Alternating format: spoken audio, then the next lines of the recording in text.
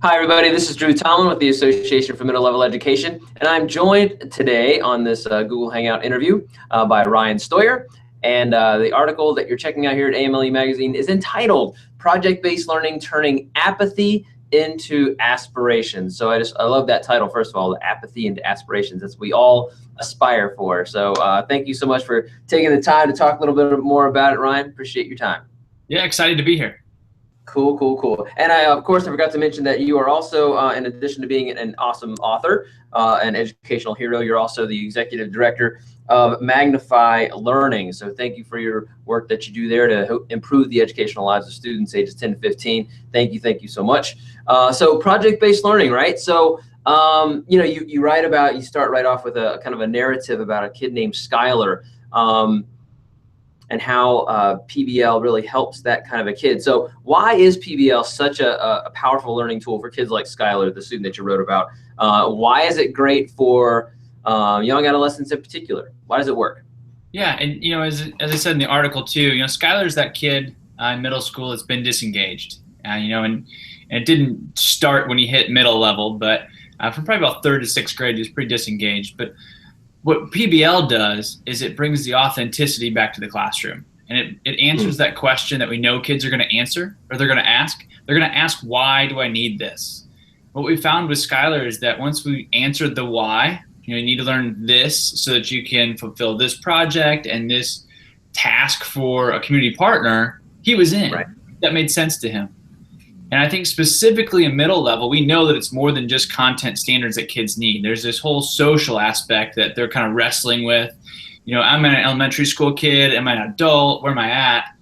And right. the intentional group work, the intentional work with kids on the 21st century skills is a piece that gets kids beyond the content. We still engage the content, but has them kind of address the social needs that they have.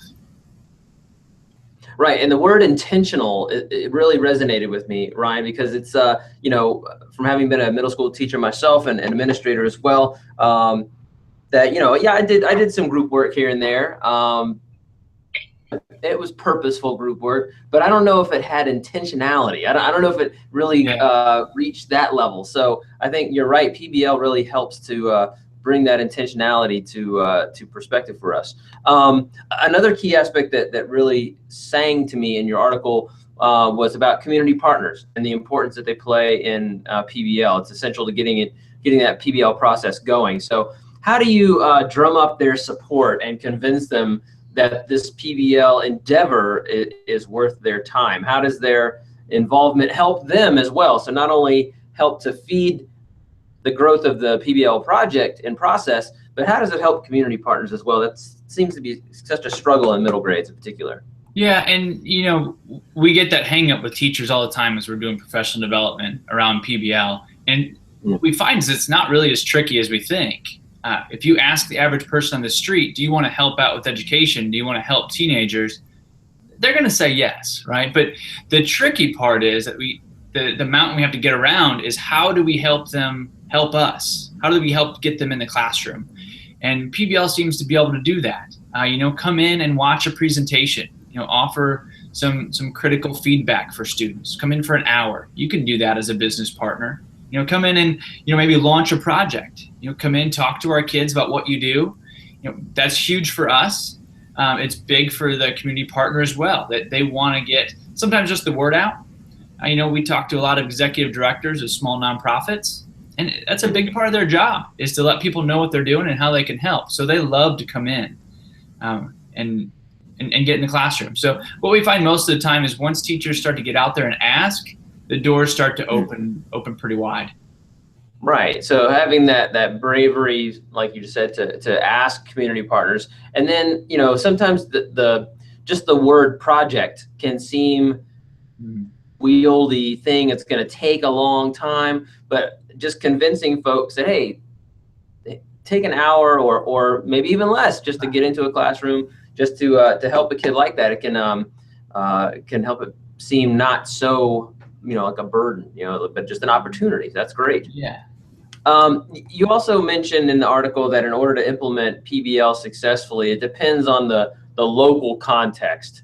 So what are one or two essential ingredients besides the community partners as well that need to be in the recipe to start up a great PBL initiative? What needs to be in place?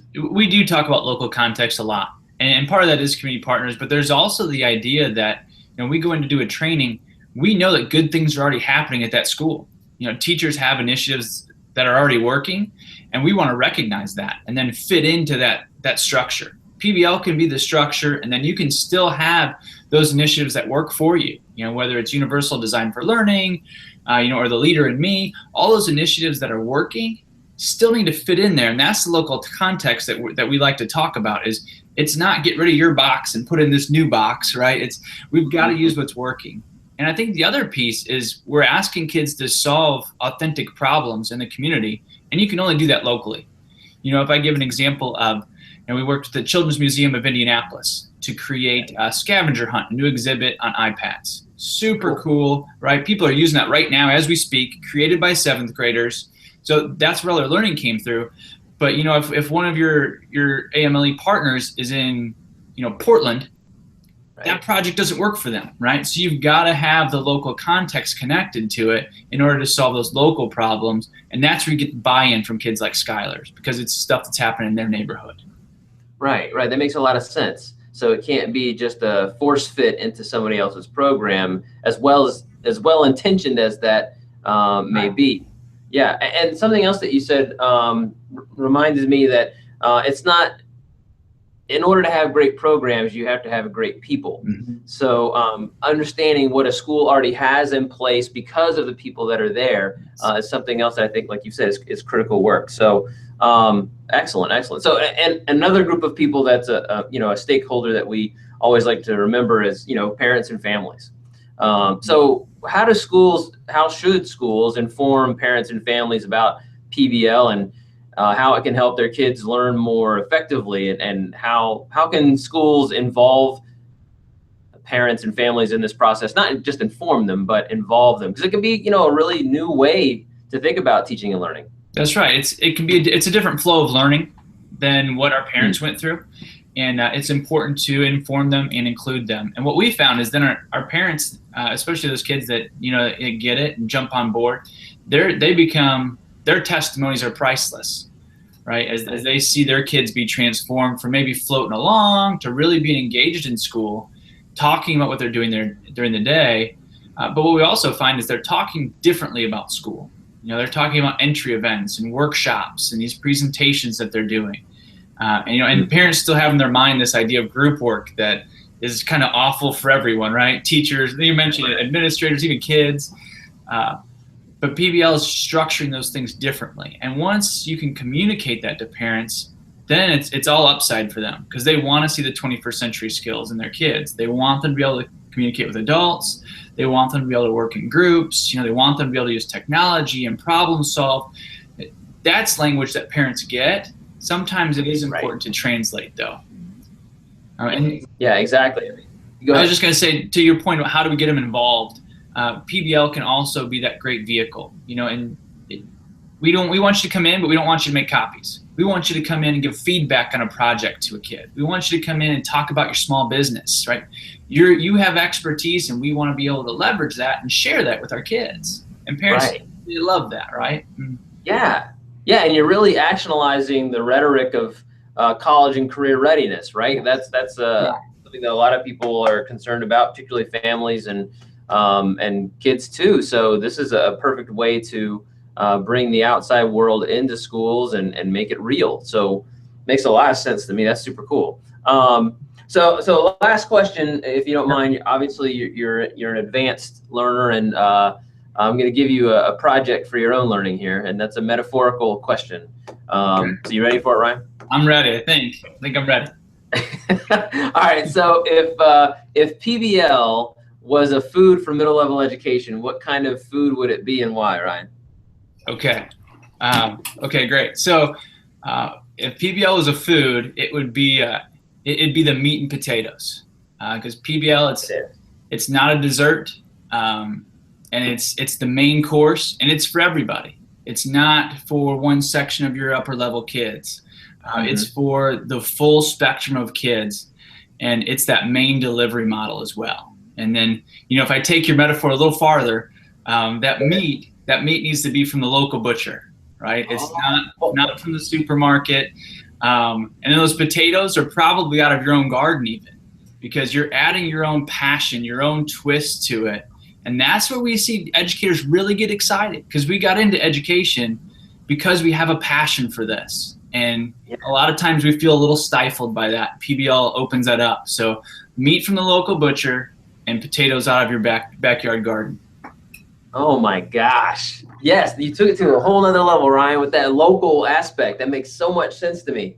And in order to have those good locally grown potatoes, you have to have the willingness to cultivate that local soil, get your hands dirty, get there and really grow it. And do you have another metaphor to share?